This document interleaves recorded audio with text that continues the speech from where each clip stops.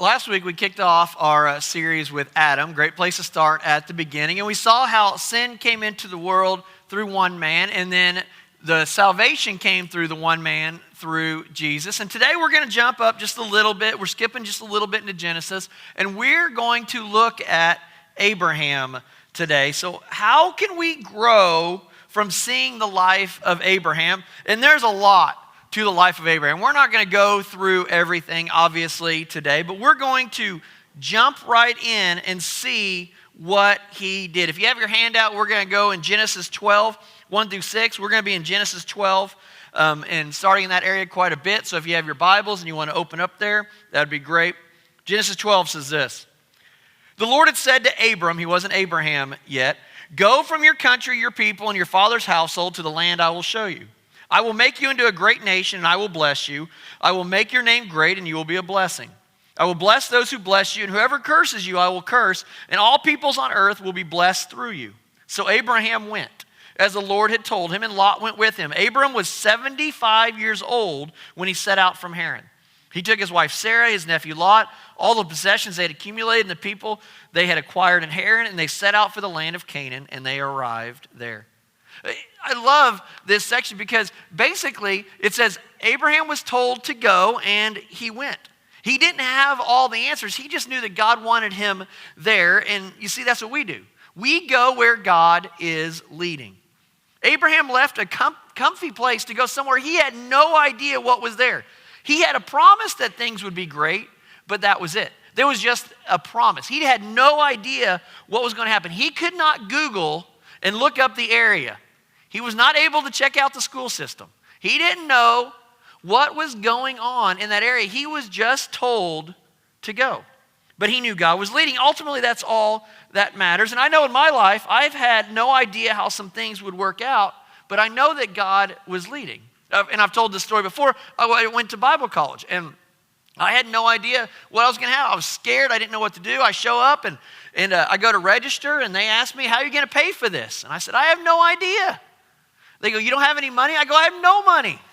I know God sent me to Bible college." And I said, "Hey, you're a Bible college. Let's pray. God will provide." What are they going to say? God doesn't work? I mean, they're not going to say, "We're not going to pray for this." So I led the registration person in prayer right there because we needed it. And I bet they prayed hard because they want their money. I had no idea what was going to happen, but I knew God was leading, and God said go, and God provides. And I was scared, but here's the thing. The first step was knowing God was leading. Abraham didn't even test the waters. He took his whole family and everything simply because God said go. There was no backup plan. He didn't even think that there could be something to stop him because God had told him to go, and that was all he needed. Now, too many times we think maybe God is leading us to do something and we just kind of try it. We're like, well, we'll see if God's leading us. We'll kind of stick our toe in the water and then go, "Nope, not for me." But the reality is we didn't actually commit. We didn't actually follow God because the whole time we had a backup plan on how to get out of whatever it was we were doing. You see, when our backup plan is stronger than our determination to follow God, we won't follow with commitment. When our backup plan is stronger than our commitment, we're not going to follow. We're not going to continue on because we're like, well, I'll just back out if it doesn't work.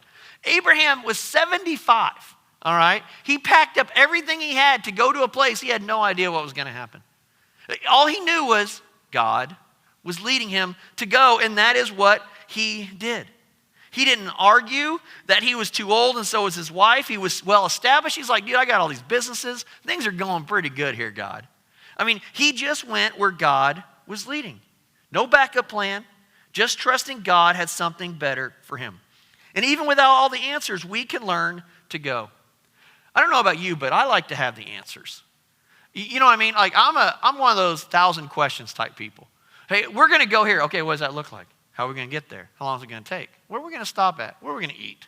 You know how it is on a trip. Or like your kids in the back. Are we there yet? I just say yes every time. Are we there yet? Yes. No, we're not. Then quit asking. I mean, it's just, we want answers. I want answers. Like if God's leading, I want to know, how is this going to work out, God? And Abraham had none of those. I love this part. Abraham was told to go do something. He said, God promised this land. He doesn't know what else that means. And he doesn't even know what it does. And he doesn't ask how this works. He does this. So Abraham went. God said go, and Abraham went. This might be one of the most powerful ideas in the Bible. God says go, and he went. No more discussion. You say go, I go. You say jump, I say how high. No questions. And if we just imitated that, we would be disciples for God. If we just went and we just moved when God was leading us, we would be disciples for God. I don't know about you, but there's not a lot of times that I feel like God is directly speaking to me. Maybe that happens more for you. You're probably way more spiritual than I am. But sometimes I know God's leading me.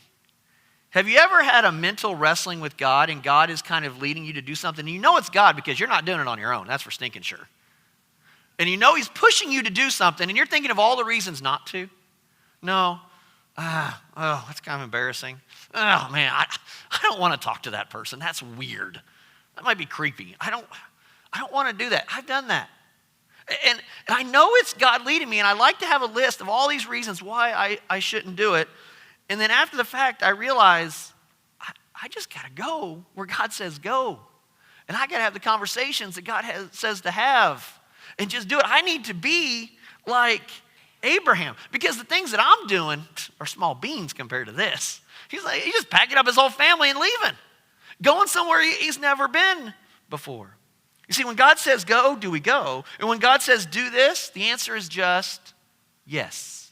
When God says have this conversation, the answer is just yes. And it's so tough to do. You see, he didn't even get the land to start. It's not like he owned the land. He's not like he had a deed in his hand. He was going to walk in and go, hey, you guys are in my house. I own this now. I mean, he just had a promise to his people. I mean, lots of questions would go through my mind. If I'm Abraham, these are the questions I'd be playing with God. So how do I get this land? Do I have to take it? I mean, how far? That's a long walk, God. I'm 75, all right? I don't want to walk that far. I mean, why can't we just do this here?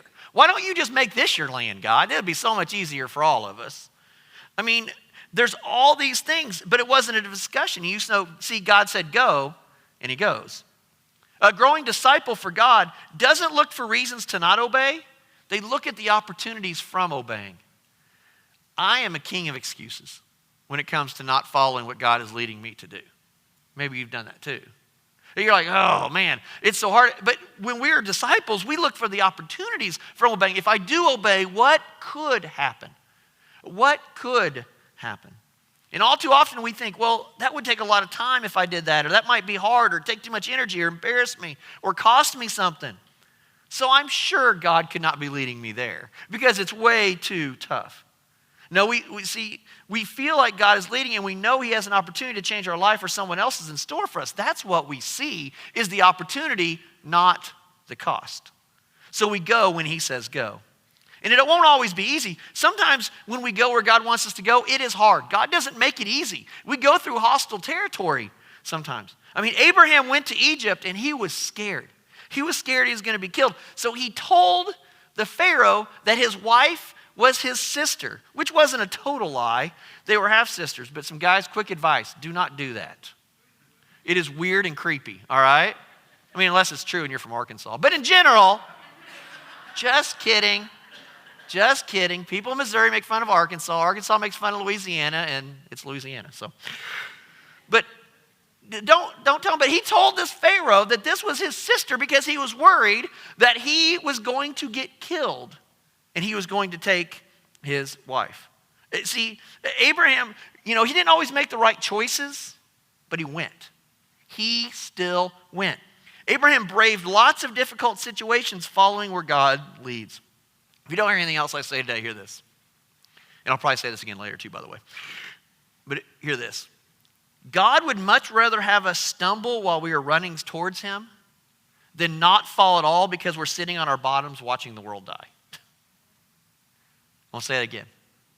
God would much rather have us stumble while we're running towards him than to not fall at all because we're sitting on our bottoms watching the world die. And Abraham's like, I don't know what this looks like. I don't know where I'm going. I don't know how this is going to work. All I know is God is leading me, so I'm going to go. And he made some mistakes along the journey. He had some problems, but he went. He went. What hostile situations have you been through for God? Have you ever had someone mad at you for your beliefs?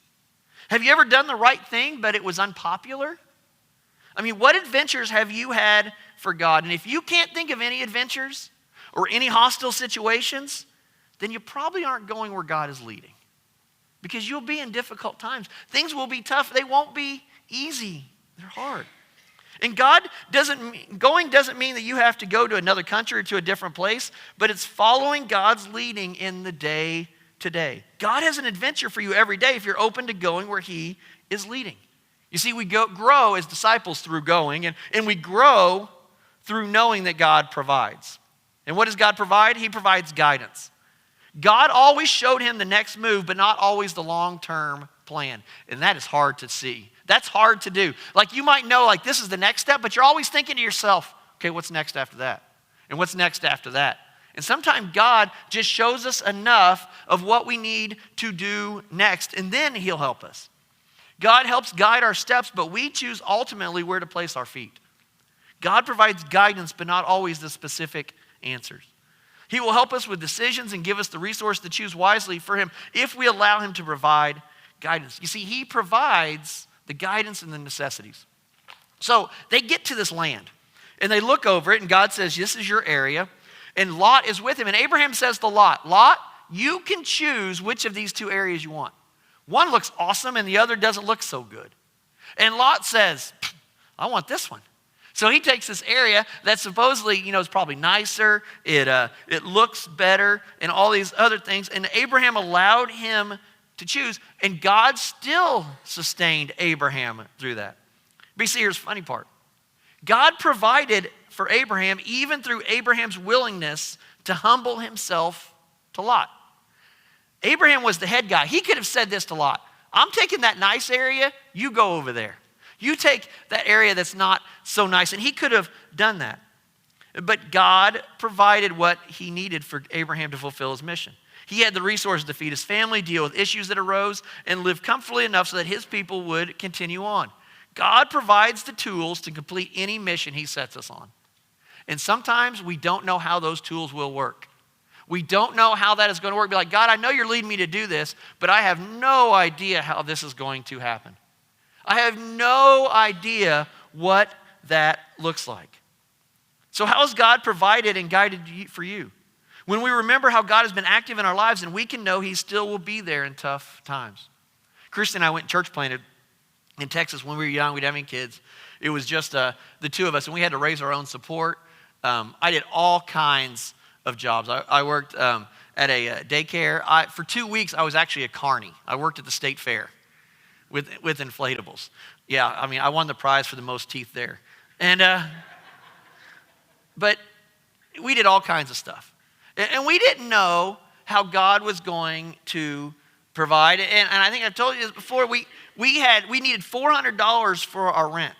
Like we literally needed $400 the next day, or we would have been late on our rent, and then you get behind, you got to pay fees. It was just a bad deal. And we were praying. That day, I get the mail. We got a check for $400 from somebody who had never supported us before and never supported us again, and we were able to pay our rent. And I'll be honest, up until that point, I was like, yeah, we'll pray for it. God will take care of it. We'll see. I used to say that a lot. We all say that. But do we really believe it? And now that I've seen it, I really believe it. I know that God will take care of us. God provides when we are living on mission for him. God provides when we are willing to go. He provides what we need. But he also God provides his power and safety through the process. Here's the funny part. The area that Lot chose, it was right next to these cities, Sodom and Gomorrah. And because it was in those cities, Lot begins to kind of gravitate towards Sodom and Gomorrah. Start spending some time there, and you start to do business there, and you meet some people. And so Lot gets pulled in to Sodom and Gomorrah. And Abraham was protected because he allowed Lot to pick the place he wanted, and God put Abraham exactly where he wanted. He allowed Abraham to be protected from the evils from Sodom and Gomorrah. You see, Abraham was protected because he was living on mission for God. And Abraham was in danger several times, but God took care of him from the beginning in Egypt all the way through. Abraham began to realize that when you live for God and choose to follow him, that it's exciting, but it can be dangerous or difficult in a variety of ways. You see, we see God's power save Sarah from Pharaoh and then from Abimelech. So Abraham not only told one ruler it was his sister, he told two rulers it was his sister. 2 different times. I wonder if Sarah was like, after the second time, like, you need to quit doing that. Quit telling people I'm your sister. This time, Abimelech is actually about to take her as for himself when God shows him in a dream, says, do not do that. God protected Abraham even when Abraham kind of fell down. Even when Abraham's like, God, I'm coming towards you. And Abraham's like, oh, and he falls and he stumbles. God says, it's okay. You're going the right direction. You're going the right direction. And I say this all the time. God cares way more about our direction than he does our perfection. If God says, I want you this direction, and you go and you fall, God says, that's all right. I got you. Just keep going the right direction. Whether that's crawling or walking or whatever it is, go the right way. You see, God creates ways for us that we can't even see. And God is fighting for us in a spiritual realm. Ephesians 6:12 says this. For our struggle is not against flesh and blood, but against the rulers, against the authorities, against the powers of this dark world, and against the spiritual forces of evil in the heavenly realms. God goes before those who are going for him, and God will make sure you can accomplish what he wants you to do. You see, a disciple knows that God provides safety through his power. Have you ever seen God's power in your life and you knew it was God? And you knew God was working. It's awesome. It is awesome because you realize that wasn't me. I wouldn't even have tried that. That's not us. It wasn't anybody else. It was God working. And this may be kind of harsh, but if you've never seen God's power working, then maybe you aren't living an adventurous enough life. Maybe you're not trying enough things for God if you've never seen God work. If you've never been in a position where if God doesn't take care of this, it won't happen, then maybe you need to be more adventurous. Maybe you need to step out of your comfort zone more, and it's scary. Because when we're doing things that make us need God, he shows up in a big way. He shows up in a big way. You see, a disciple knows that God is fighting for them and has their back, and that God provides for those who will go. So a disciple will go where God leads, and they know that God provides, and a disciple grows. That's what we're talking about all year is growing. How do we grow? A disciple's faith is always growing and allowing them to take on bigger things in life. And Genesis 19 shows this. We talked about Lot and Sodom and Gomorrah and Abraham praying a few weeks ago. And Abraham asking God to save them. And here's what happened. God had led Abraham up to this point and taking care of him every time. Abraham knew God would listen. Abraham knew God would listen to him. God was always there for him before at every single turn. And he would listen to his plight, that he would care about the troubles he was facing. And we know God listened to him. And I believe even more so because Abraham went where God wanted him to go. James 5 says this. The prayer of a righteous person is powerful and effective. You know how I know Abraham was righteous? Because when God said go, he went. I know he messed up, and I know he did weird things like call his wife a sister. I know he did all these other things. But we know he was righteous because of what he did. You've heard this phrase before. It's a common phrase, and it's so true. Words are cheap. Actions matter. And that's what we see with Abraham. Abraham was a disciple because he went. He didn't talk about how awesome God was and stay at his home.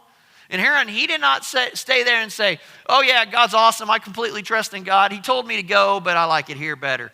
We know Abraham was a disciple because he went. He was a righteous man because of his actions. And he knew God would listen, and we know God will listen. You see, he knew God was gracious. God was not going to smite him for simply asking to save Lot. Abraham had seen God's amazing grace over and over, and he knew God cared about him. He knew God cared about his family. He knew God cared about him personally. He knew he could ask for God's grace for Lot and others. God showed him how much he was loved, and that how much he wanted to save everyone by conceding to Abraham's request to 10 people. Remember that? And all these things that Abraham knew led up to this last thing he knew. He knew God had a plan for him. So my question for you is, does God have a plan for you? The answer is yes. In case you didn't know, God has a plan for you. But too often, we want to stay in harem. And we don't want to go because it's scary. It's uncomfortable. I don't know what it's going to look like. But God has a plan for you as well. And he had a plan for Abraham. He had a plan for his life. And it was through all these steps that Abraham grew in faith. He grew through going all of these challenges. Each step of faith in his life were leading him up to this crucial moment. This was the final challenge before Abraham could be completely blessed because God wanted him to follow him fully. You see, we see that a disciple that is growing has been tested in small things so that they can answer the bell when their faith is really put to the fire. You've probably had an event in your life, I don't know, or a loved one, where something bad happened. And I don't know what that event was. Maybe it was a difficult divorce. Maybe somebody died. It could be maybe somebody got sick. I don't know what that event is. But you can always tell the people who have been faithful through their life and trusted in God because when they get to that event, they handle it differently. I've been a pastor for a long time. And it's interesting to see the pattern of how this works because the people that have trusted God over and over again, when they get to that part, it's a tough part, it's a struggle, but they handle it differently than the people who have not really had faith in God and have not really trusted God in the day to day. Because there's this pivotal moment in all of our lives when something happens and we either blame God or we trust God. That's what happens with Abraham. This is what happens. Genesis 22. Sometime later, God tested Abraham. He said to Abraham, "Here I am," he replied. Abraham said to God. And then God said, "Take your son, your only son, whom you love, Isaac." Now, he only has this one son now, right? Because she was old, Sarah was old, and they ended up having a child. He thought he would go around God's plan and have another son, but God said, no, you and Sarah are going to have a son. And remember, Sarah laughed. I mean, she's like in her 90s, and she has a kid, and Abraham has a kid before the little blue pill, all that type of stuff. And so it was just a big miracle, all right? Just a big miracle. And so he has this one son. Now remember, Abraham's supposed to have all these kids, right? Or all these descendants. And he has one son right now. And so he says this, which I love the fact that God and him just like talk. How cool would that be? Like I wish God would be that direct sometimes with me, but then I'd probably still be scared to go. But he says this, "I want you to take Isaac, go to the region of Moriah, sacrifice him there as a burnt offering in a mountain, and I will show you." Early the next morning, Abraham got up and loaded his donkey. I don't know about you. If God told me that directly, guess what I'm going to do again? 20 questions. Wait a second, God. I got one son. You just said to kill him and burn him. Like is that, are you messing with me? But it doesn't say that. You know what it says? No, Abraham got up early in the next morning and did it. Doesn't say Abraham did it a week later. Doesn't say he had a bunch of questions for God. Because his faith in God had been tested over and over, and he continued to grow. So then this happens. He took with him 2 of his servants and his son Isaac. When he hadn't cut enough wood for the burnt offering, he set out for the place God had told him about. On the 3rd day, Abraham looked up and saw the place in the distance, 3 days away. Can you imagine as a parent thinking this for 3 days, that you're going to have to do this? That you're going to have to kill your only child? He said to his servants, "Stay here with the donkey while I and the boy go over there." And the boy, singular. "We will worship and then we will come back to you." Abraham took the wood for the burnt offering and placed it on his son Isaac, and he himself carried the fire and the knife. As the 2 of them went on together, Isaac spoke up and he said to his father, Abraham, "Father?" "Yes, my son." Abraham replied, "The fire and wood are here," Isaac said, "but where is the lamb for the burnt offering?" Abraham answered, "God himself will provide the lamb for the burnt offering, my son." And the 2 of them went on together. When they reached the place God had told him about, Abraham built an altar there and arranged the wood on it. He bound his son Isaac and laid him on the altar on top of the wood. Then he reached out his hand and took the knife to slay his son. But the angel of the Lord called out to him from heaven, "Abraham, Abraham." "Here I am," he replied. "Do not lay a hand on the boy," he said. "Do not do anything to him. Now I know that you fear God because you have not withheld from me your son, your only son. That's dramatic. Can you imagine that?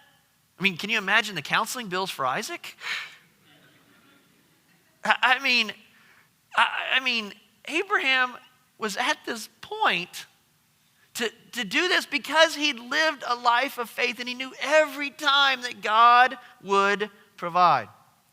And this is what God provided. Abraham looked up and over there in the thicket he saw a ram caught by its horns. He went over and took the ram and sacrificed it as a burnt offering instead of his son. So Abraham called that place, the Lord will provide. And to this day it is said, on the mountain of the Lord it will be provided. The angel of the Lord called to Abraham from heaven a second time and said, I swear by myself, declares the Lord, that because you have done this and have not withheld your one and only son. You guys see this foreshadowing Jesus? I will surely bless you and make your descendants as numerous as the stars in the sky and as the sand on the seashore. Your descendants will take possession of the cities of their enemies, and through their offspring all nations on earth will be blessed because you have obeyed me. Then Abraham returned to his servants. They set off together for Beersheba, and Abraham stayed in Beersheba. That's crazy. I mean, that's nuts. I wonder if Isaac could hear this voice. Because if Isaac couldn't hear this voice, every time Abraham asked him to go for a walk, he's like, nope. No, I think I'll stay here. No more walks with Dad. But I wonder if he could hear the voice of God telling Abraham this. But you see, previously, on the trip where Abraham was going dealing with Pharaoh and dealing with Abimelech and all these other things, Abraham took matters into his own hands. He lied about his wife. He tried to avoid the situations. But this time, he trusted and did what God had told him. So why could Abraham be a true disciple when the stakes were the highest? Why was he able to do that? Because he had full trust from seeing God at work in his life. Abraham had been faithful in so many ways, and each time he stepped out in faith, God was there. So when he had to take the biggest step of faith, he knew the biggest, craziest thing he had ever imagined, he was able to do it. He was okay with it. I love this section in Hebrews 11. We're going to put it up on the screen. This is the hall of faith. This is what it's about, faith heroes, and this is what it says about Abraham. Notice the phrase by faith over and over again. By faith, Abraham, when called to go to a place he would later receive as his inheritance. I love later. It doesn't say he had it now. It says he was going to get it. Hopefully that was going to happen. He obeyed and went, even though he did not know where he was going. He didn't know. And by faith, he made his home in the promised land like a stranger in a foreign country.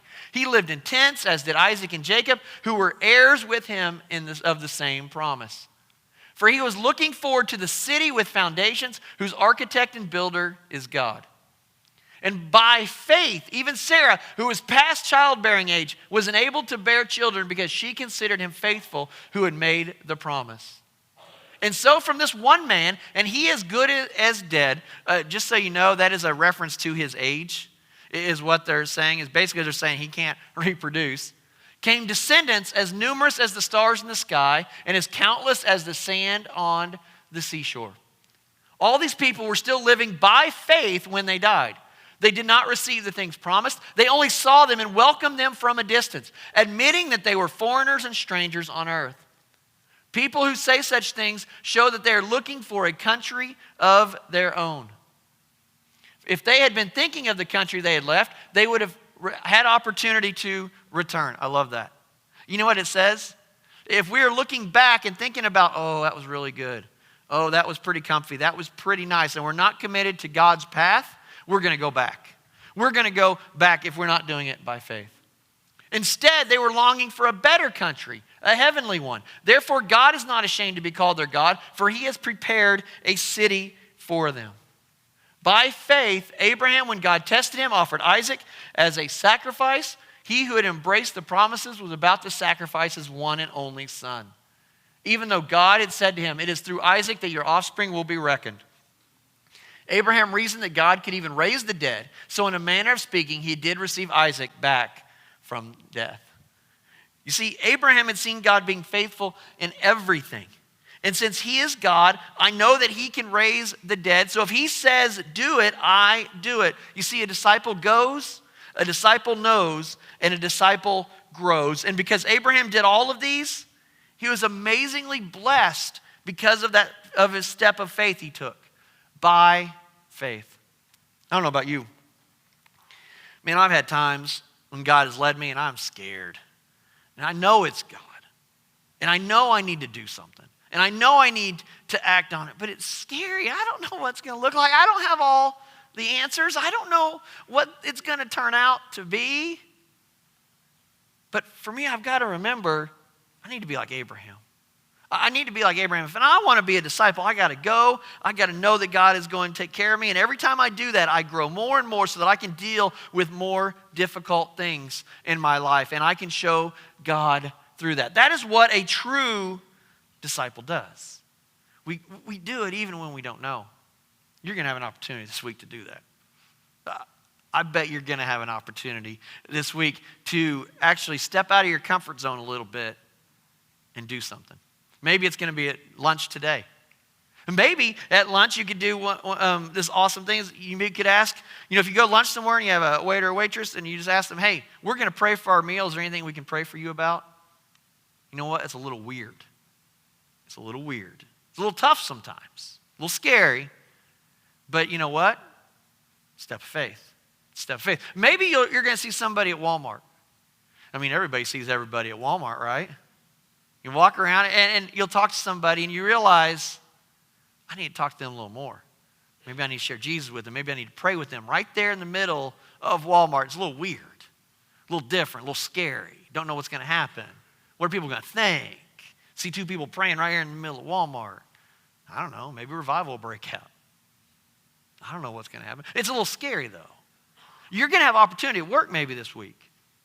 Somebody's going to come and talk to you, and you're going to be busy or you're going to be distracted, and you've got your own struggles, and they're going to share something with you, and you have two choices. You can be like, yeah, it's tough, all right. Or you can say, man, let's talk about it. Let's talk about it. Let me pray for you. You know what helps me through my stuff? It's Jesus. And you have a chance to share with them. And it's scary, and it's weird, and we don't know what's going to happen. And we see that's what a disciple does. A disciple goes, and we know that God is going to be with us. And when we step out in faith over and over again, the big things come and we can handle them just like Abraham. But here's the thing. It all starts with this first step of faith. The first step of faith for any of us is to allow Jesus to be the boss of our life. That's the first step. And if you haven't done that, we want to give you that opportunity. That means that you're getting on base with God. The B is to believe that Jesus is the Christ, the Son of the living God. A is to admit that I'm a sinner and I need a Savior. S is to surrender and say, God, you're in charge of every area of my life. And E is to express that in Christian baptism.